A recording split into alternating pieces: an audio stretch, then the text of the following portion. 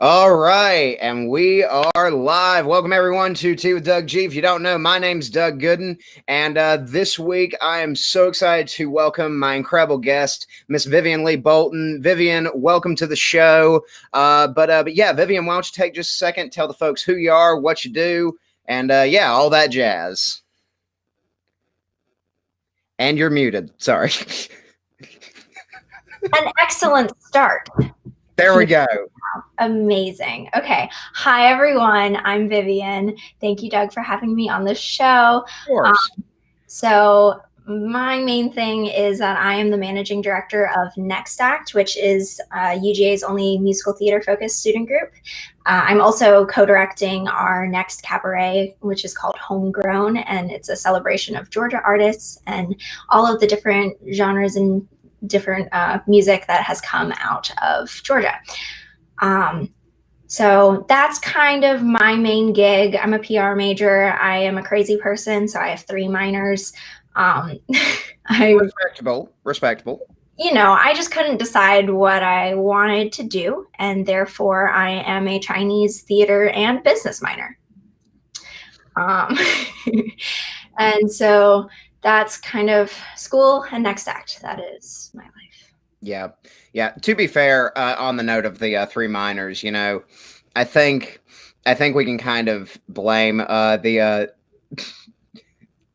think we can kind of blame the UGA theater department just a little bit, because like you start like you're a shiny new freshman, and they're like, yeah, you can totally do like this major and this major, like you can combine all of them together, and you'll still graduate in 4 years, and that's how you wind up with 3 minors. Exactly. Yeah. Because you say, oh crap, I can't finish my 2 majors and a minor. Let me just make another one of a minor. And then you end up with too few hours then, because a major is way bigger than a minor. And so then you add another one, and that's my life story. Yeah. It's an interesting tale. All right, well, Vivian, let's get right into it. So first question, nice, light, and breezy to start us off with. So, Ben Tankersley, you know, we're in the middle of the Halloween season. We're a week leading up to Halloween.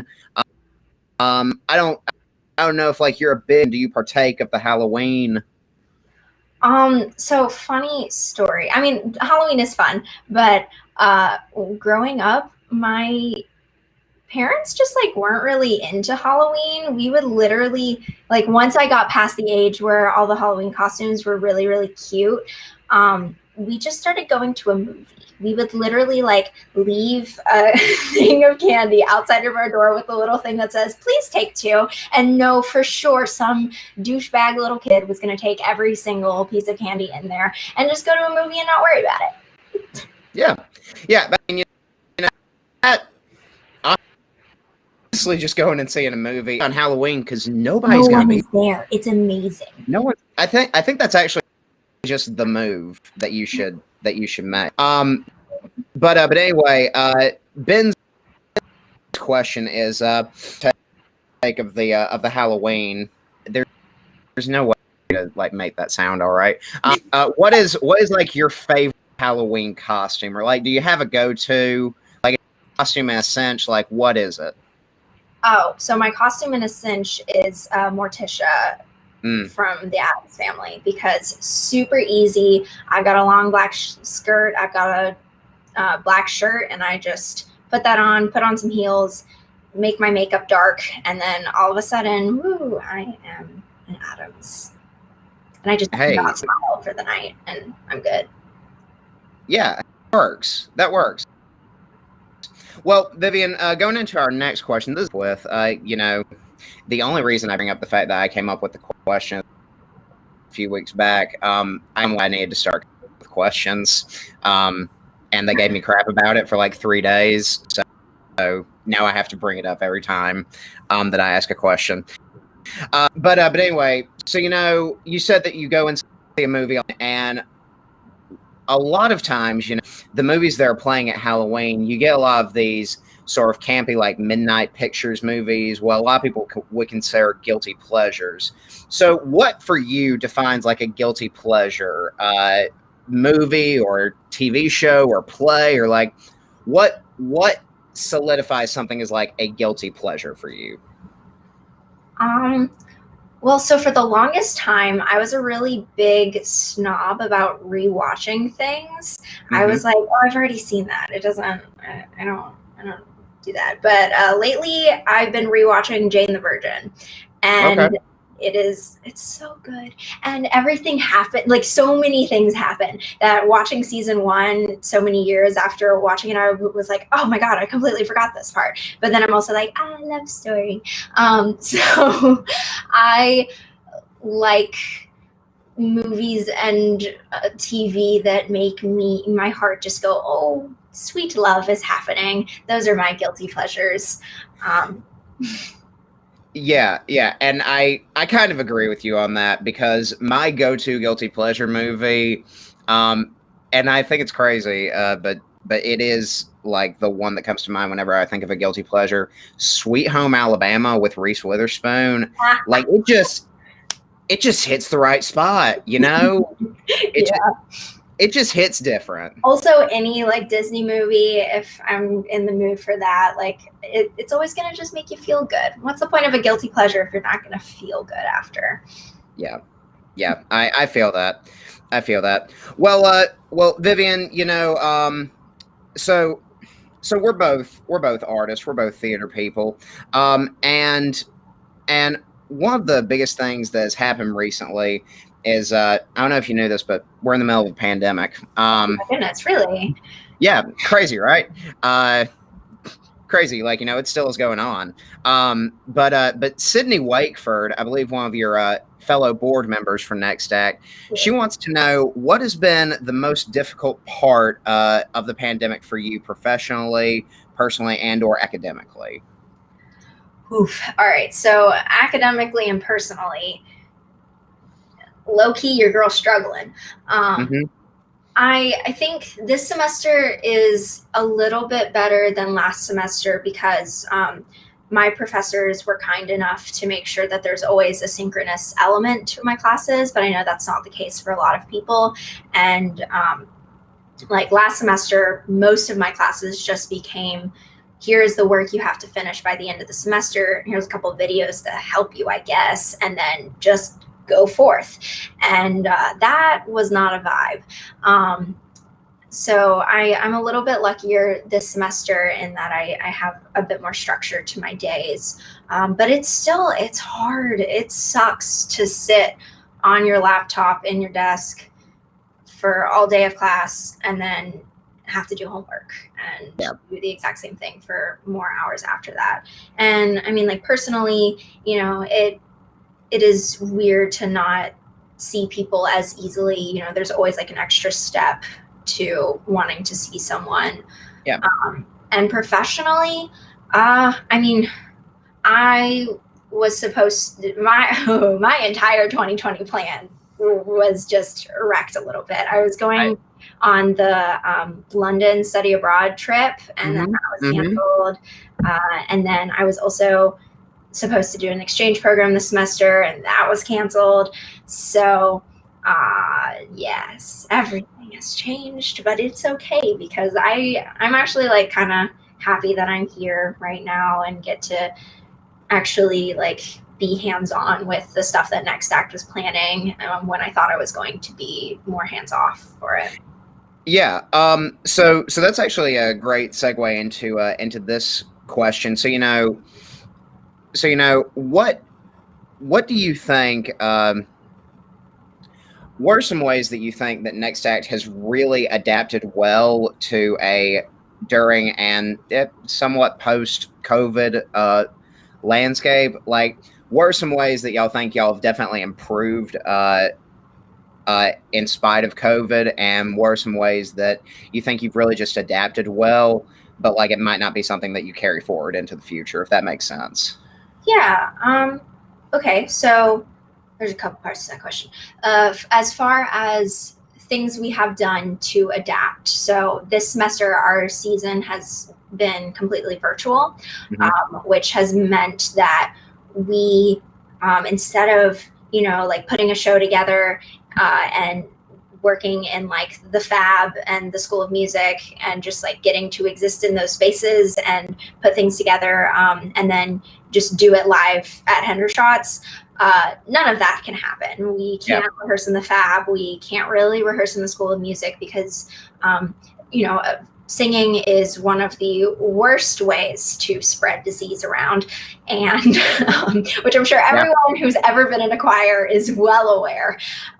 But so they have all these safety measures in place about airing out rooms after people have sung, and so that's really, really tricky. And so we've kind of moved things online as much as possible. It puts a lot more pressure on the actors, unfortunately, to learn their stuff on their own more so. We can only provide so much material, but the actual like daily rehearsal thing can't happen. Mm-hmm. So that's really different, but we have, Next Act has really like risen to the occasion, I think, in the ways that we are trying to have some sort of Zoom community interaction every 2 weeks or so. And that's really been a goal that Sierra, who's my artistic director and partner and wonderful human being and my favorite person that I cannot live without. We really and we had that vision for our tenure as heads of Next Act to incorporate more of a community element. And so having the pandemic meant that all of those ideas had to be incorporated for Zoom. So we've done things like musical theater trivia night. Yeah.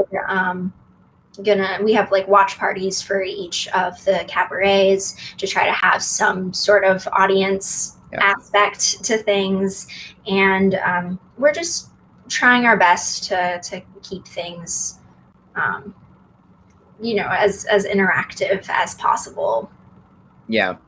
And I think, honestly, like, full disclosure, I think that all of the student groups I can really only speak to the student groups in the theater department. I mean, I think they all have risen to the occasion just incredibly well. I'm on the board for a children's theater troupe, and like the different projects that we've got lined up for this year, do they sound insane? Absolutely. But it's amazing the fact that, are we limited by the pandemic? Absolutely. But I think that this is really forcing us, as artists and as people who want to, create art. I think it's been really good to see how it's forced us all to like stretch and really grow and really see like what are we capable of with the fewest resources possible, bare bones, tech, bare bones cast. What can we pull off with the fewest resources possible? Yeah, we've been really lucky at Next Act to have people in our kind of student community who have things like sound equipment for recording. Zach Tate and Wyatt Brooks have been amazing in that capacity because that's something that we've never had to work with before. When we were doing shows at Hendershots, we would just show up and they would have microphones and amps for it and everything would be fine. But like, it's a completely different ball game when you're recording something that has to be shared, not live. It definitely is a challenge, but it's just been very interesting to see like how people have adapted to it. Great question. So going on, Vivian, we're both directors, and being a director certainly has its pros, but it also has its cons. So if you don't mind me asking, what is your least favorite job associated with being a director? If you need some time, I can go on and tell you what mine is. Okay, please. Okay, so we also were in the same directing class. We had Mr. T. Anthony Murata, aka Maestro. Anthony. And he said, I hate picking out costumes. And dear Lord, was he right. I despise picking out costumes. I hate being the final word on things because I myself am quite an indecisive human being. And so being the literal person that has to, at the end of the day, say yes or no to something is awful. Yeah. And then also, it's the struggle of like having this really great production team that you're like, all right, what's your feedback? And then someone eventually will just tell you, well, I mean, it's up to you. And then yeah, it's a struggle. It is a struggle. So getting away from kind of the struggles of just existence right now and the struggles of being an artist, kind of bring it back to something a little more light. I know that you are a fan of the film studio A24 or the production studio A24. As are the people at Setting the Skein. New episodes every Wednesday. Just saying. So Vivian, my question for you is: what do you think is the real benefit of having and supporting independent films? Well, I mean, so the industry as a whole can become a little incestuous, for lack of a better word, in that the same movies get made because they're proven to make money. And so you have the same exact plot lines, the same exact people kind of cycling through. And independent films are the ways that people are able to break into the industry. They're the ways that new stories can be told, and no trends happen in the overall like big name industry, big eye, whatever, unless it's happened in an independent film first. So I think they're really important that way, and just like broadening people's understanding of what film can do. And it's the same way with theater too. We depend on the people that create new things to keep it fresh, to keep it relevant, and make sure that, because like creating art is about like creating community and having people feel like they have a place where their voice is heard. And so those kinds of independent projects are really important for that.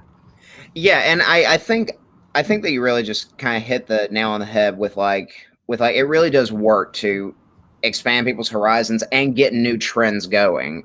Because I mean, I mean, best example I can give you is Parasite. You have a film. It's a film entirely in Korean, and wins the best picture Oscar, and that alone just starts getting people to go and seek out these Korean films, which will in turn lead them to just go more and more outside of this one, like American based like film industry that we have in our consciousness. And now you're seeing movies like Train to Busan, The Farewell, #Alive, just gaining a ton of traction. And it's solely because of these independent film companies, which are getting them out there, getting them into the masses. No one should be scared of a movie with subtitles. Amen. Amen. Yeah. I'll use that as my just kind of like, public service announcement. If you haven't checked out an A24 movie, do so, because it's quality work. I want to watch it again, but that's also The Farewell. Yes. Especially The Farewell. The Farewell is my entire life story, basically. Yeah. Yeah. About actually my great grandmother, like, I didn't know this until I watched the movie, and I was like talking to my mom about it, and I was just like, does that really happen? Like, where people in China just don't like tell their parents or grandparents that they're sick? And she was like, yeah, like your Adzo, we didn't tell her she had cancer. And I was like, what? So it's totally a real thing. Yeah. Yeah. Yeah. I don't necessarily have a great transition into this next question. But I mean, you kind of touched on it with, just the things that independent films kind of bring to the table. And you touched on it just a little bit with theater. But my biggest question for you is, what do you think is like, if you had to pinpoint one or two big things that you think are missing in the theater industry as a whole, what do you think they are? And what would you say, or what would you do if you were given the authority? What would you do to kind of right those wrongs or implement those Ooh, those uh, those components? Um, I I don't really have like the greatest answer in mind.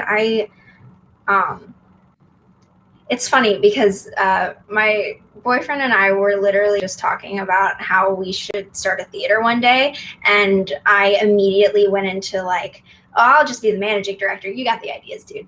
Um, but I do think like eventually, once I figure out my own life and like all that jazz, I do think that um, eventually I think it's really important to tell the stories of mixed people like me, um, because for right now we'll just settle with people who are full whatever, getting their time in the spotlight and diversity in that way. But I think there's a lot of nuances to being a mixed individual. I don't know if that sounds really weird coming from that being me, but it's just really interesting, and there's never been a guidebook for me and my brother growing up, and so I think it'd be really interesting to explore that a little bit more, and also just like regular Asian representation in theater that doesn't happen too often, and so Yeah, very true. I'm Very true. on that point though. I really, if someone would like to write a musical about an Asian woman who is not a prostitute or a stripper, that would be wonderful. It'd be really, really great. I can imagine that. I can imagine that that's a little frustrating. To see that as the main form of representation. It is. I mean, it's. I like had a. I sent a bit of a passive aggressive tweet to Jason Robert Brown once, because I like saw that he had put out a casting call on his Twitter about like wanting Asian American women to and men to audition for his latest musical that he had written, and I looked at it and all of the women roles were strippers, and I was just like, must we?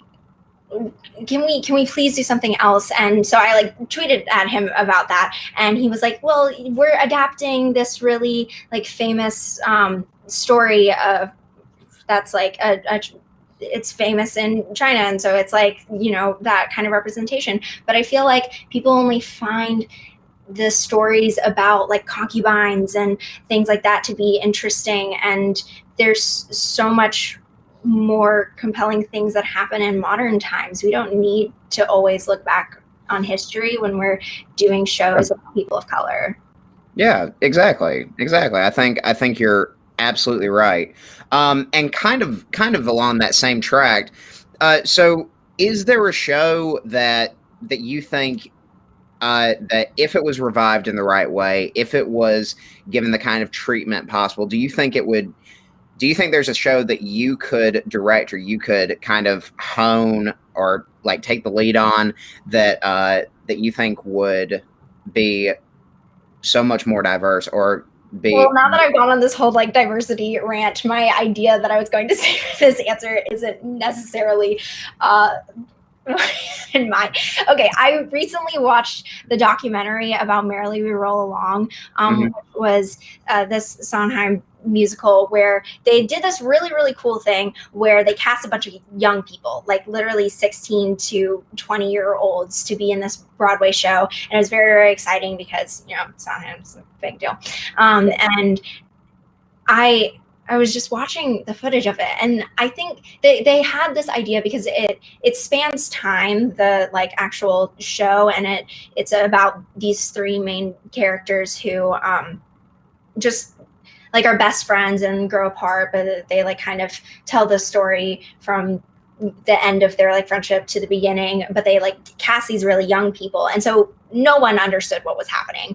And also their costume design sucked. Like they literally did the most educational theater thing and had their like shirts with who they were, like the characters on shirts. Yeah, that's a no-go on that one. For a Broadway show. Dear Lord.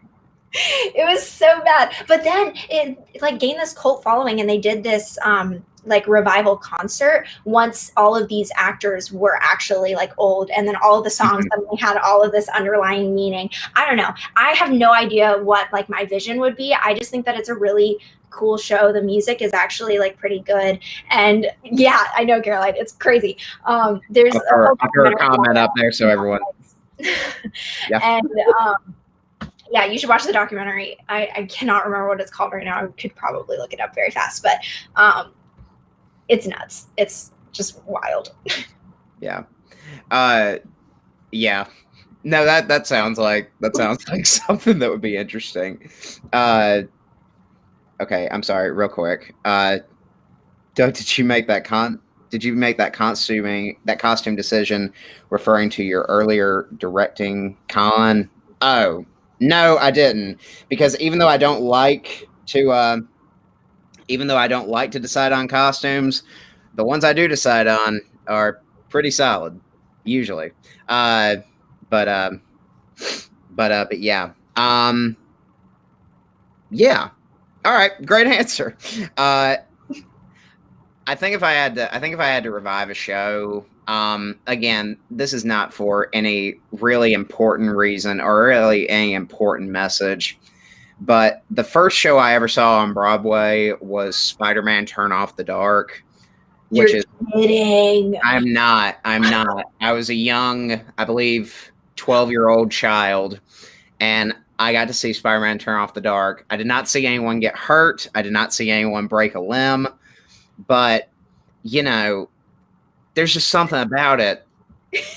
That show should not have happened, but good Lord, do I want to direct a revival of it?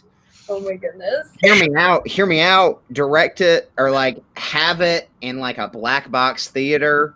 Just, you know, same music. Don't do the same costumes, you know, just like bare bones. Do Spider-Man Turn Off the Dark with music by Bono. And let's just see how that works.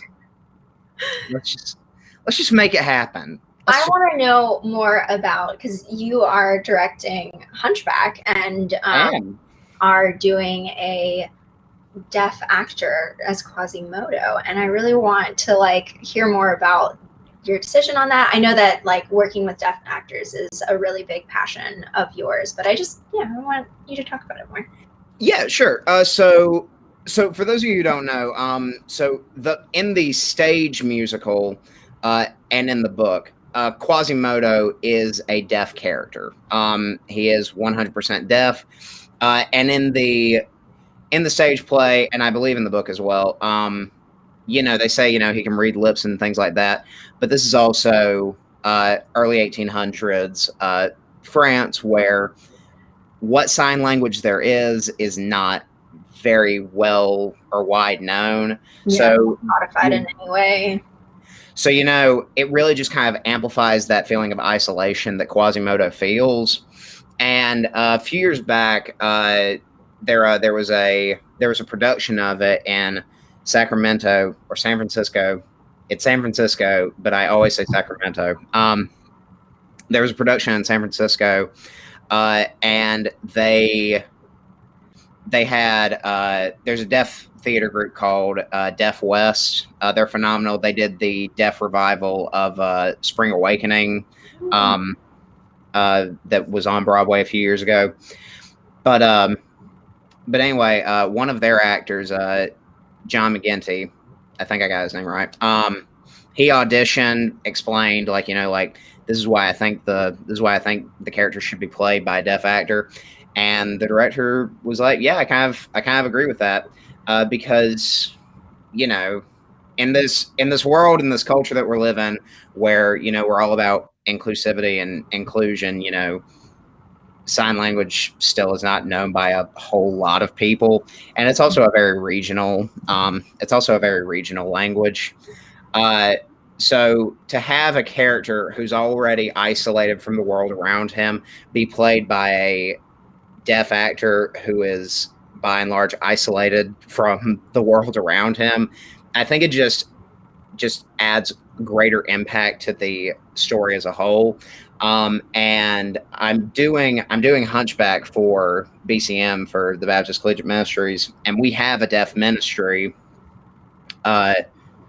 within the ministry as a whole, where we try to outreach to deaf students and deaf people around campus. And if we have a deaf ministry and we have this show that we're doing, why would we not try to combine them? Why would we not try to use both of them for one common good? So that was like my big like motivator behind doing it. I've met via Zoom with John McGinty and that's so direct. Cool. Yeah, it was awesome. It was the most stressful situation of my life because it was like, hi, I'm this hearing director who has 3 years of sign language experience, and I'm going to try to carry on a conversation with a professional deaf actor, and we're going to see how this works. How did it go? I'm guessing you'll practice all of your questions ahead of time and all that jazz, but yeah, I think it went well. He was very gracious, very nice. But yeah, this whole process, I've been trying to get this show to happen for the last 3 years, and I've wanted it to happen with the deaf actor since I started pitching it. And granted, it got approved in COVID of all times, but it got approved. So, and that does add its own challenges because we have to figure out every possible way to rehearse safely. Mm-hmm. I was looking at our schedule and I was trying to see how few times we could get the entire cast together, because if we do have them together, we're gonna have to rehearse outside because the building that we normally rehearse in is not nearly big enough for everyone to be in safely. So yeah. It's certainly an interesting experience, but I think it will be a very rewarding experience. I didn't see it.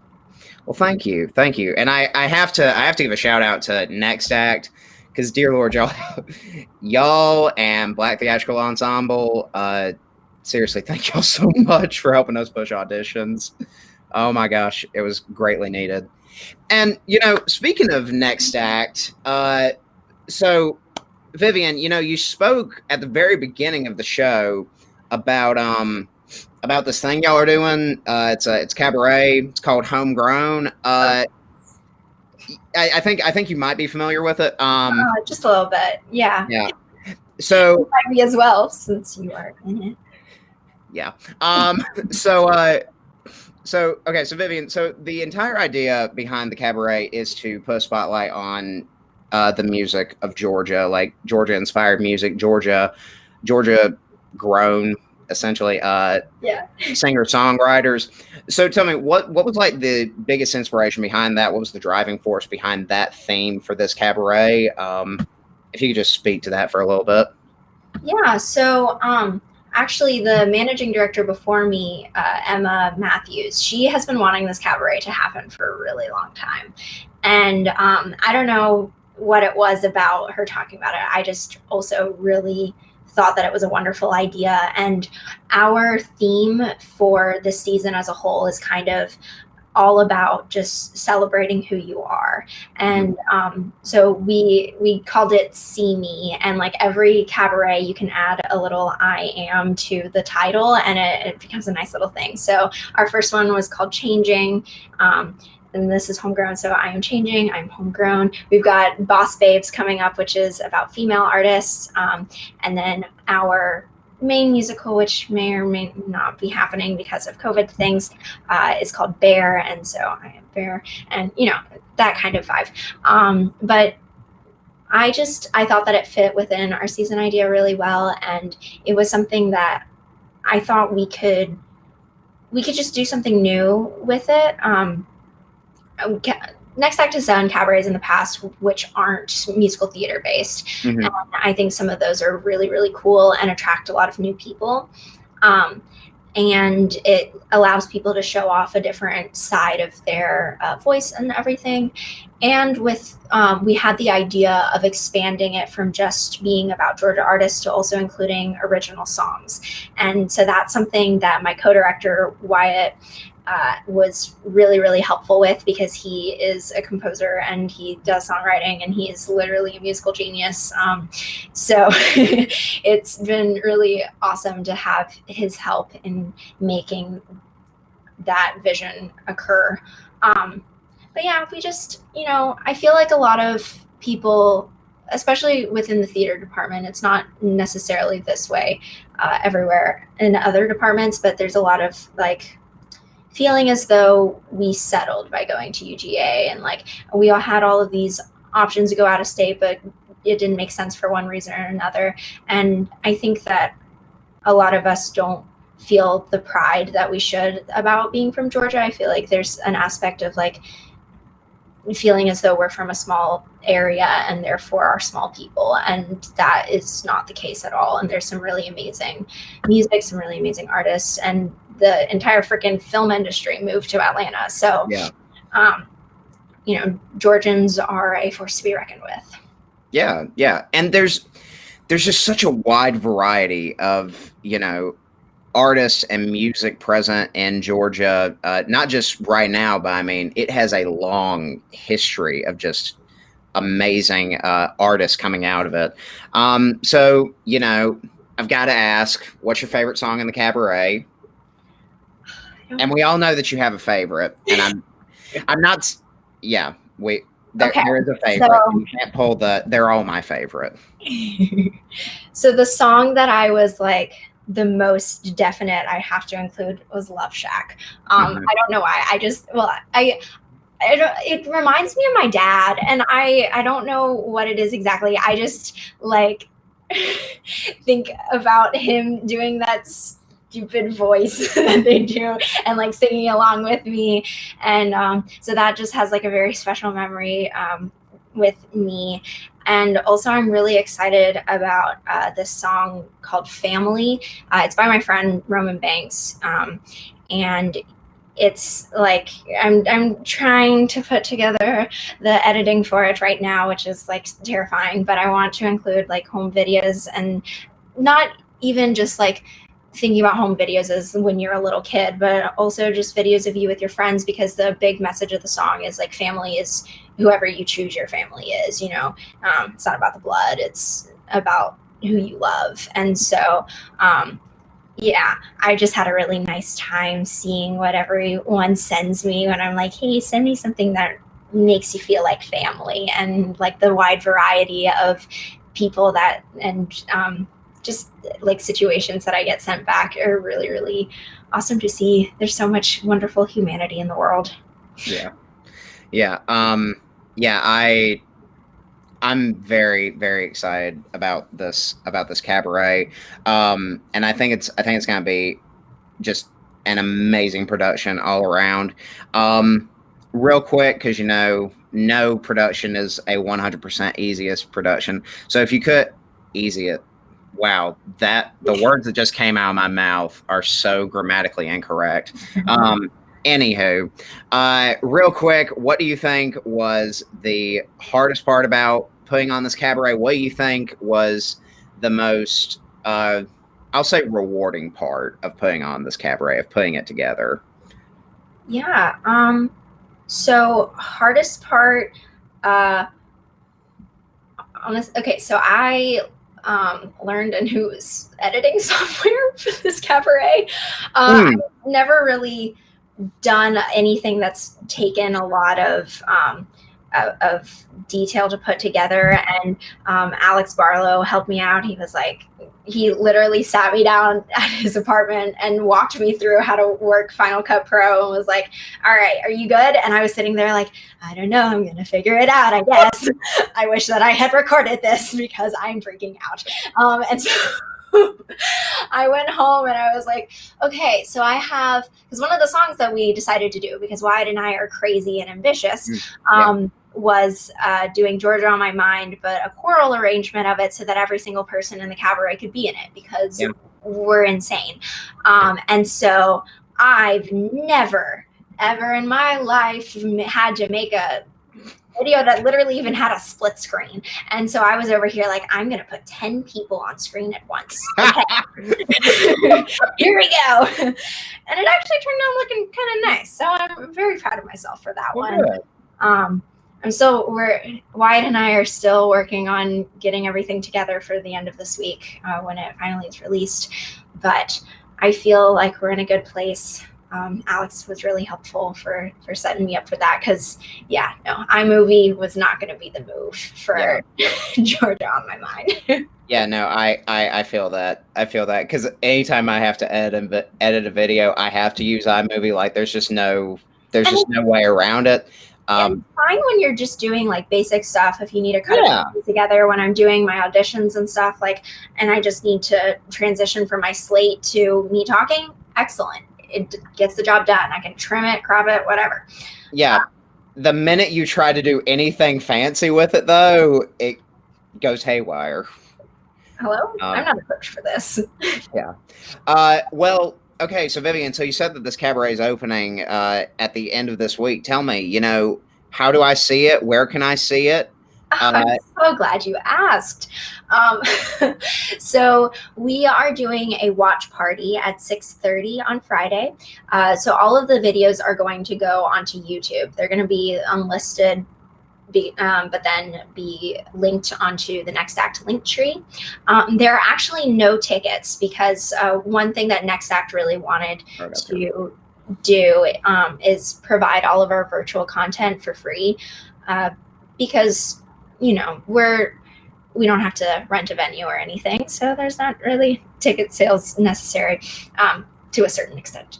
Anyway, we just wanted to make our virtual content accessible, and so we don't have tickets or anything. If you want to join the watch party, that will be on Zoom, and we're going to kind of just basically, like, Wyatt and I are going to be like, hi guys, welcome to Homegrown. Here's the first song, and then we play, and then we can have a little clap, pretend as though we are in an audience space, and people can cheer on everyone's songs as we go. But then after that, the videos will be available, so you can just watch them whenever you want. If you want to have the Homegrown cabaret playing on a loop for the rest of your life, that's like totally fine. I mean, read my mind. Yeah. So watch party Friday at 6:30 on Zoom.